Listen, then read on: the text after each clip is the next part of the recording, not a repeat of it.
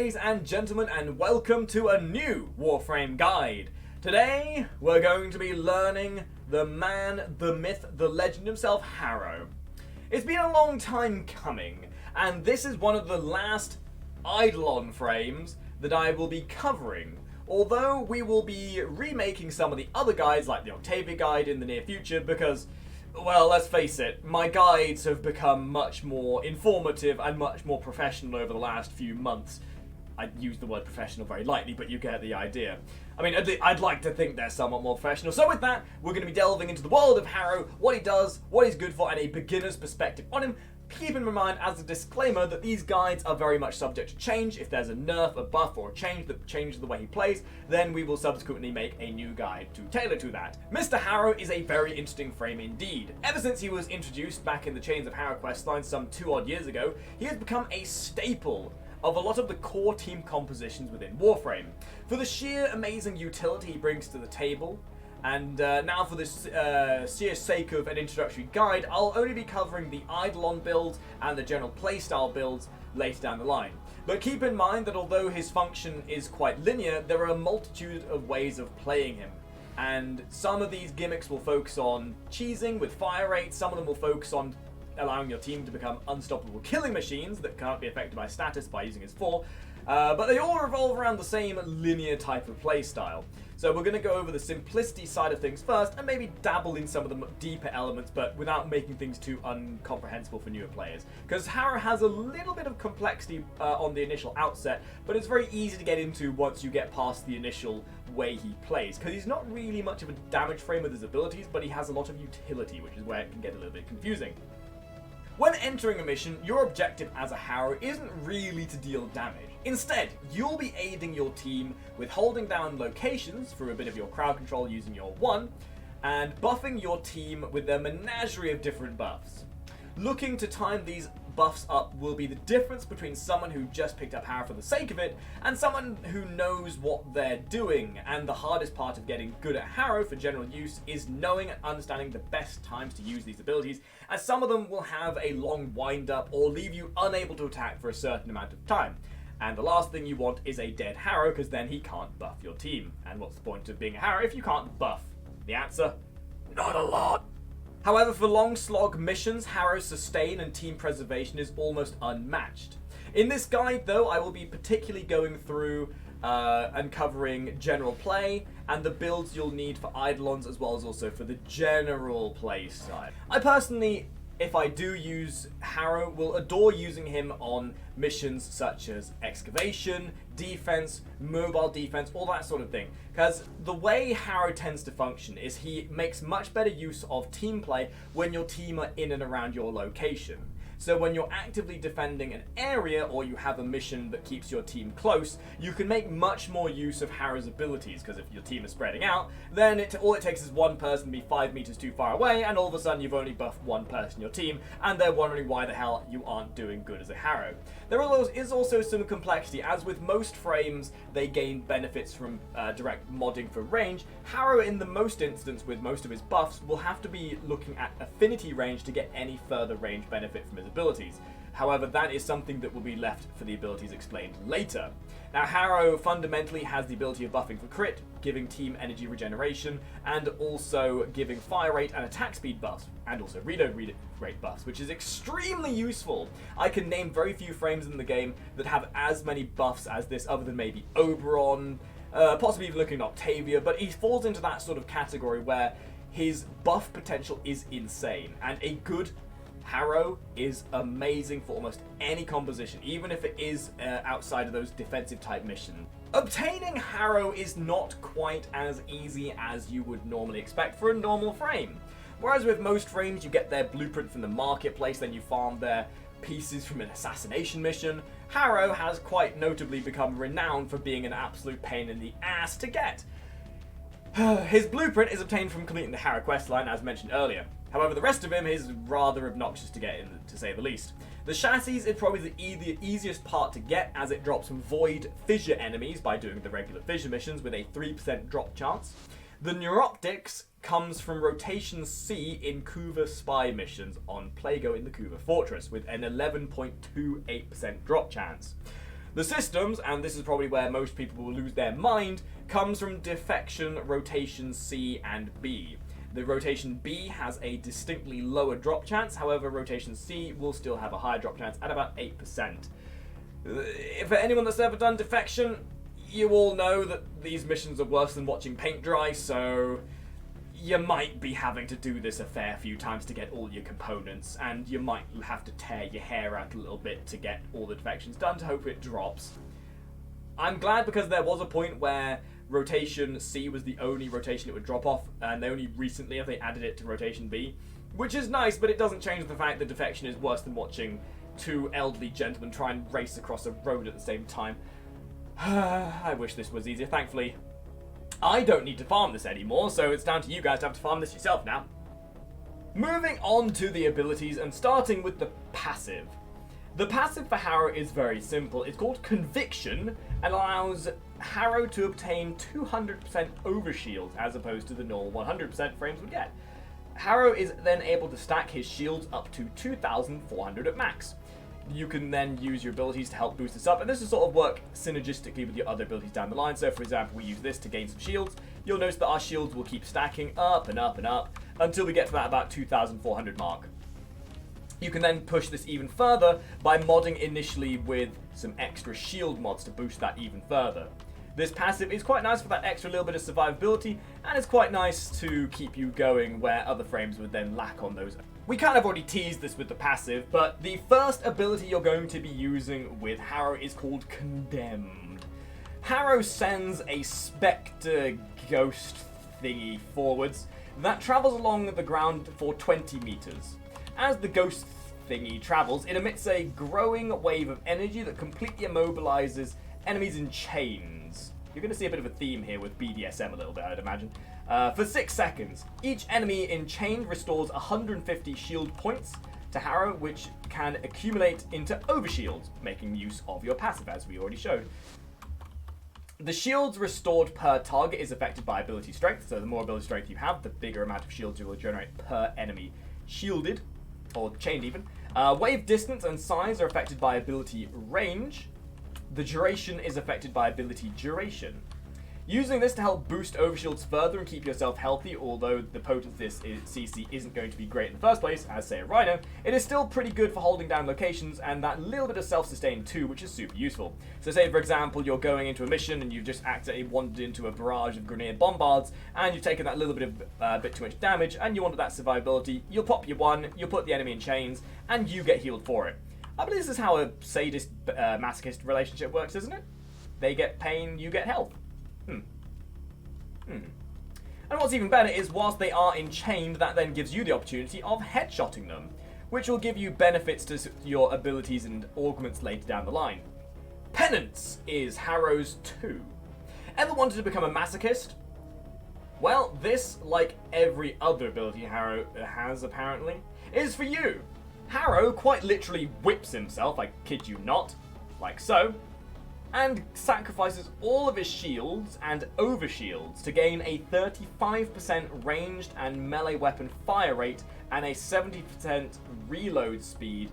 While active, this has a 5% of any damage dealt by Harrow to enemies to convert into health for Harrow and allies within the affinity range. So let's just take this for an example, shall we? So let's just look at my Optical. My Optical has a pretty slow fire rate, as you can see.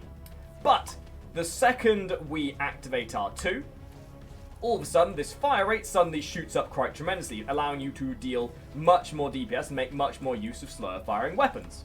So a very useful ability in order to go along with all the other buffs you're getting. And you'll see that there's a lot of synergy between all of the abilities that this frame will be using. Penance has a base duration of 4 seconds, plus extra duration of 1.54 seconds for every 100 shields and overshield drained. So if you make use of your 1 to build up your overshields, for example, then you can also make use of this to build up your fire rate faster. So let's just take a quick look at something a second, because there's a build and some arcanes that you can use here to make a lot of fun with this. And this is also a bit of a gimmick that I like to play with when using weapons that have a specific fire rate. So for example, the Optical Vandal, which recently came out, we currently have a bit of a meme build going for it, which makes use of this stimuli. Using then Arcane Acceleration in conjunction with this as well can also make this worthwhile using. But just to show you the absolute potency of this, I'm not really recommending this as something to aim for, but merely to show its potency. So this is the fire rate on Optical Vandal. We're going to activate our 2. We're going to aim to activate Arcane Acceleration, and each of these shots is now a full charge blast. You can see the absolute destructive capability on this thing, and it is amazingly good buff when used with the right weapons. Lifesteal on hit and weapon fire rate and reload speed bonuses are affected by ability strength. The base duration are affected by ability duration, and to make use of the range here, you'll not gain benefit from regular range mods. Instead, you'll be needing to get Mending Unity from the Vazarin focus tree to increase the effective buff radius of your buff with this. As mentioned earlier, a lot of the abilities on Harrow do not gain a benefit from the pure range mods. Modding for a higher shield pool can allow this ability to last longer. Harrow's 3 is called Thurible. Thurible is a very unique ability. Once activated, Harrow channels his energy into a Thurible at a rate of 10% of the base energy consumed per tick. So this will keep going until you run out of energy. The ability strength will allow increase the amount of energy gained per tick as this is active, while ability efficiency will reduce the amount of energy spent per tick whilst channeling. Pressing the ability again stops the channeling, causing the Thurible to generate an aura of incense around Harrow with a radius of 20 meters that lasts for 35 seconds. While active, each enemy killed by Harrow restores the charged amount of energy to Harrow and allies inside the aura. If an enemy is killed by a headshot, the amount of energy restored per player is multiplied by 4. So let's put this into an example. So if we activate my 3, you'll see that charge next to my body. That amount that I get is then how much energy I gain back per kill, as well as my allies. If that kill is then done by a headshot, that is multiplied by 4. If you look down at the bottom right, you'll see where all my abilities are. There is a list of how much energy you're gaining back per kill. So this is an ability that not only adds to the utility for your team, but also means that you may not need to mod as much for efficiency as you may have initially thought, as if you can keep this active, you'll rarely run out of energy in the first place. But it does require a little bit of capital of energy in the first place to make use of. So you sacrifice a little bit of energy to give yourself energy and your team energy. And you can definitely make use of this, especially in more condensed maps where there are more enemies to kill, as you want as many enemies around for the duration of this buff to make as much of an energy return as possible for your team. The augment for this ability is called Warding Thurible. Now, I'm going to read this to you first, and then we'll demonstrate it in a more practical manner. Allies in range take 40% less damage while channeling, and grants 0.5 additional charge whenever damaged. So this is a way to maximize the use of your Thurible. It will give your team utility, survivability, whilst also additionally helping your charge as well. So if we unpause the enemy here for a moment, and we remove immunity so they're able to damage them, if I suddenly jump over here and jump in like the saver I am, my allies now get that buff, 67% damage reduction because of the power strength I have, and they then are able to take out the Grineer scum with efficiency whilst taking less damage because of it. The damage reduction and energy charge are affected by ability strength, and the damage reduction caps at 90%, achievable with a 225% ability strength build. So if you maybe want to focus a bit more on damage mitigation, this is a augment that is extremely useful and really adds to his potency of team preservation and will work immensely well with his other abilities as well. It's an augment that I'd say is one that's definitely worth having, especially if you feel like being team supportive. I actually really like this augment. I think it's a very useful one and can serve very well for later game, especially with how it stacks. So make use of it should you wish. Covenant is Harrow's ultimate. This is the big potent buff that you'll be using specifically for Eidolons, to keep your team alive, and to give immense crit buffs. In short, Harrow will jump up in the air and spin like a ballerina, becoming immune to damage for the length of the cast, buffing you and allies inside of affinity range, with complete invulnerability to damage and status effects for 6 seconds. While invulnerable, any enemy damage prevented by all affected players during this time accumulates into a total pool buff which appears next to your frame. So if we go out here a second and we show this, for example, unpause the enemy and allow our allies to be attacked, After the invulnerability phase, all affected players receive Retaliation buff, which is the cumulative buff that you generated whilst immune. This provides an additive weapon critical chance bonus lasting for 12 seconds. Retaliation provides a 5% critical chance plus extra critical chance converted from total damage prevented as mentioned at a rate of 1.50 per 100 damage points prevented. Additionally, the combined critical chance percentage is multiplied by 4 when you hit an enemy on the head. So again, with an emphasis for headshots, you're going to be dealing an immense amount of damage with headshots whilst you have the retaliation buff active. Buff and invulnerability is affected by ability duration. Base critical chance is affected by strength, however the multiplier is not. As with other affinity abilities, range mods will not affect this. Instead, as mentioned earlier, you'll need to go for the Vazarin tree to get the affinity range bonus. Retaliation's critical chance, however, is capped at 50% for the body shots and 200% on the headshots, and this will be indicated again by the signifier next to your frame. This buff is fundamentally Harrow's most potent. The immense amount of crit chance it generates, as well as also the survivability, is fundamentally one of the most useful buffs in the game. However, there's a certain type of playstyle you'll want to focus on in order to deal the damage here, as if you build for duration, the immunity phase will last longer, giving you less time to use the damage mode you get with the crit chance. So my recommendation here is you play one of two ways. You either go for duration to increase the team survivability with the immunity and status immunity effect buff, which then still gives you the crit chance buff later, but it means that you don't get it as frequently. Alternatively, you play with a bit more power strength and you play with less duration, so you can use the ability more frequently. Although it makes the invulnerability last less, it then allows you to have that crit chance buff up more consistently. It's entirely perfect to personal preference. I would advise dabbling with this the way you so choose, as it does require a little bit of understanding when it comes to the optimization of when to use it, as it does then leave you not so much exposed, but it leaves you useless, and whilst it's on cooldown, that entire time it's on cooldown is a time where you cannot activate the immunity phase again. So learn when to time this up for the best use, as for where it's going to give your team the most benefit as well. Also, making sure you aim for headshots is where the potency of this comes in as well. You'll notice that on body shots, you'll generally get yellow and orange crits for the most part. However, headshots, with that 200% crit chance on headshots, you're pretty much going to be red critting the entire time. This buff is amazing, unlike my survivability when I'm not paying attention.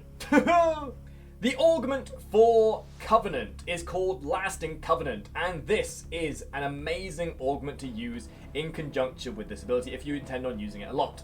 In short, this augment allows headshot kills to increase the duration of your crit buff by 3 additional seconds. So if we just unpause the enemy here, we're going to jump in and show you exactly how this works. So if we jump in and use our 4, we'll get that lovely moment of immunity, and then once that immunity is wore off, we'll get the lovely crit buff. I often recommend that the retaliation buff should be used in conjunction with more accurate weapons so that you can make use of the headshots. You'll notice that in most situations here, we'll get orange shots on the body and then guaranteed red shots on the head with that 200% bonus crit. And you'll see that as we're getting these headshots, that bonus time we're gaining is making life much, much easier to keep our 4 active as much as possible. Now, some things to keep in mind is the bonus duration awarded from headshots is affected by ability duration. The limit bonus of the duration is 3 times of the duration of the critical chance buff. And I just fell off the cliff because I'm an idiot. However, if we just show this off again, so we activate it again, for the ability duration of 130%, you would have a time of 15.6 seconds of crit chance buff initially, and a bonus time would be added of 46.8 seconds, and that's with 130%. So make use of this with your more accurate weapons to guarantee the headshots, so that you are allowed to have that crit buff on for a much longer period of time. Bear in mind, it doesn't show in your bottom right as to how long the crit buff is. That buff in particular will only show in the top right, and you've got to make use of this as much as possible. This is an amazing buff to have that can keep those crits rolling for a much longer period of time. I personally love using this augment if I just plan on doing generalized content that scales higher, as having that 200% crit chance is extremely powerful. And the longer you can keep that going, the more your team's going to be happy with you. And finally, onto the builds. As I mentioned at the start of the video, we'll only be looking at 2 basic builds here. One for the fundamental build of Eidolons, this build particularly is a bit more gimmicky as you're looking to build for minus duration so that you can spam your 4 a bit more frequently. Now, in terms of your survivability with this build, you particularly want to only make use of Vitality, maybe Adaptation, because there aren't going to be many enemies to take advantage of to build your Overshield with your 1, or even Energy Plates for that matter, or sorry, Shield Plates for that matter. So when it comes to this, Vitality is the go-to survivability mod. You could put some shields on there if you want, but it's not majorly necessary. I find Vitality is more than enough on its own. Then you have Natural Talent. I would say Natural Talent is fundamentally required across almost all builds, as without it, your casting time is pretty damn slow, and you definitely want to try and make your casts as quicky and punchy as possible. Although, again, with any build that we mention here, I would highly advise giving them a practice, make them work for you. Don't let my decision be your decision. You should play these builds how you feel work well. Now, the thing about this build is you want to get to that 90% duration range so that you can time up your 4 as quickly as possible and to line it up with each of the explosions or each of the big incoming damage points on an Eidolon's encounter. As if you build for the bonus duration, the buff lasts longer, and it may last a bit too long at that point to be able to time it up with each of the abilities that the Eidolon does. Specifically saying that you want to line it up with whenever an Eidolon's limb breaks, so you can make use of that crit buff, and then have the potency of the immunity against the magnetic damage as well. And now on to the generalized build. This build is the one that you would be likely using your augments with, and it's the one that will work across the board for general play. Now, right off the bat, as with any build that we do, the aura mod is always down to you. However, I find that as you're a very supportive type of frame in this situation, Coaction Drift with the aura strength bonus as well as aura effectiveness works quite well because you're looking to get benefits from your team with energy regeneration, and you're looking to benefit your allies with the aura mod you may have as well. Any aura mod you so choose, corrosive projection, energy regeneration, down to you. Use whichever one you find. I just find because you don't have much use for range, Cunning Drift ain't gonna work. You don't have much use for power strength, so power drift ain't gonna work. You could possibly use the endurance drift possibly, which is quite nice, though with prime flow maybe not so much. I just find this one works quite effectively. Even rush is quite nice with this build for the Exilus slot. Personal preference, however. In terms of survivability, this comes down to a personal preference. Again, I like running Vitality with Adaptation. Adaptation could be swapped out for your shield mod through Redirection. Yes, that's the one. If you're willing to play around with actively keeping up your overshields, then definitely put Redirection on in place of Adaptation. But because I like playing quite passively and a bit lazily, where I'm not always keeping an eye on my overshields, Adaptation works quite nicely for that, so I don't have to pay as much attention. Then you've got Streamline for the efficiency, you've got the power strength through Augur Secrets and Intensify. If you swap out any of these, I would actually recommend swap out Intensify, as the set bonus for Augur Secrets adds to your overshields. So hey, there's a bit of synergy. And then everything after that is pretty much straightforward. You've got Natural Talent for the faster casting time, and then Continuity to make your buff last longer. Some extra duration isn't necessarily a bad thing with this build, and you could definitely fit that in the place of maybe Adaptation or possibly Augur Secrets or Intensity. Just bear in mind, the longer your buff is active, the less time you're going to be able to have the immunity up. So jigger this around. The thing with a generalized build with Harrow is it sort of falls into the perspective of how you want to play.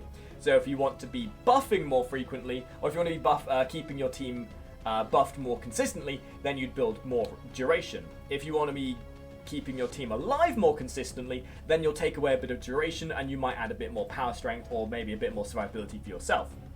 A general build this works well as a general build as it covers a lot of elements within the playstyles of Harrow. But there's a lot of room for playing the way you want and modding the way you want within that, so you can swap certain mods out when you need to. And that is that. Hopefully this guide has been informative for you as to how to get into Harrow and how he plays, how he works, and how he mods. If it has, consider leaving a like, maybe subscribe to the channel. I'm also going to be leaving a link in the description to our Twitch channel. We record these videos on Twitch to get the community involved, as with my friends here.